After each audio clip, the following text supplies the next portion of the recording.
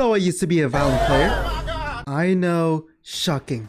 God, I loved so cringe back then. At the time the game was fresh, it was an interesting take on the also familiar genre formed by the legendary shooter that I know and love since childhood. The utilities are flashy, simple to use and understand, and indeed can turn the tide of the battle on your side when used properly.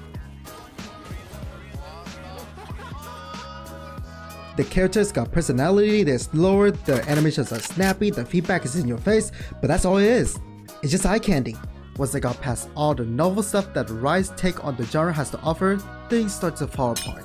The movement is basic and terrible, the randomized spray pattern sucks, the fact that the game is designed so that it's impossible to take on a flexible role during a match, which is amplified by the fact that Valorant is a hero shooter, so you are forced to learn at least 3 agents because there's always going to be someone that's going to insta-lock your main agent, because when that happens, you have to play someone else and it'll tank your performance because you don't know what the fuck did you do with a kit that's different from what you're used with.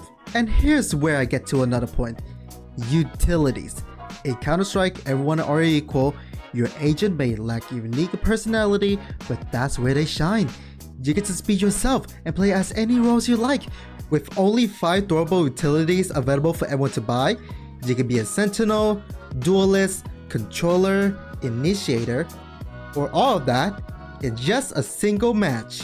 On top of the gameplay aspect, I need to speak about the monetization of Valorant. Don't get me wrong, some skins are great looking, but you gotta see that Riot are sucking your wallet dry with a predatory system that always makes you pay more than you need to in order to acquire a specific skin or bundle. And while I'm at it, you always don't get to buy a specific skin at any point in time.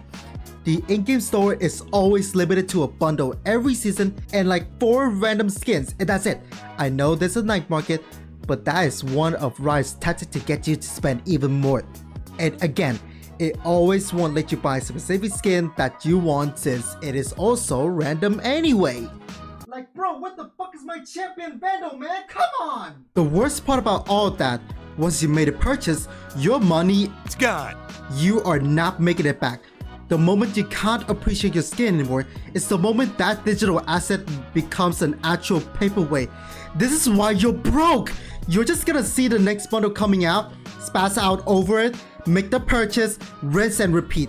You're constantly feeding your brain with all the eye candies that honestly it sometimes could be distracting beyond its original purpose. Like, just look at this bundle. What is this? League of Legends? Could this even be a real gun? Did Riot hire Bethesda staffs to design them?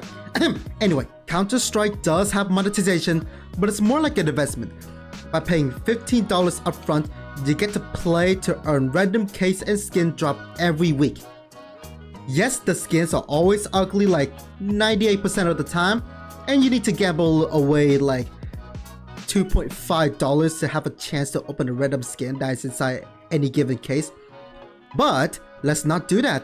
Instead, you can sell them. You heard that right. Your drop items can be sold via the Steam marketplace.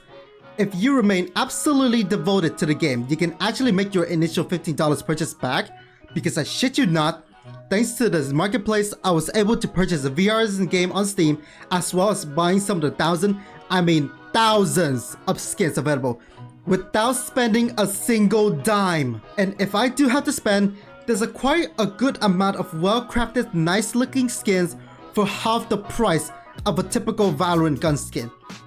Especially since we're in the Counter-Strike 2 era with the Source 2 engine. Everything started looking just plain better thanks to the improvement to lighting, texture, and materials. One last thing I'll talk about why you should try Counter-Strike 2 is that it has a replay system. If you fuck up a clutch or hit a sick clip, you can come back on the replay of the match and see what went wrong or have a moment to relive the badass moment that you did. Whereas in Valorant, if you hit a clip but you don't have OBS or any third-party replay software open, consider that piece of timeline gone forever.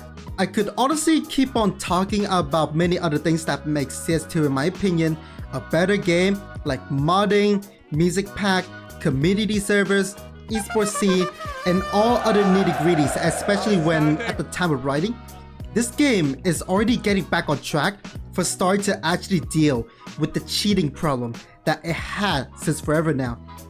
But the video is taking too long at this point, so I highly suggest you watch Counter-Strike Will Never Die video by Kelski, and Is Valorant Better Than CSGO by Goldeck to get more insight on why Counter-Strike could objectively be the better game in the long run for you.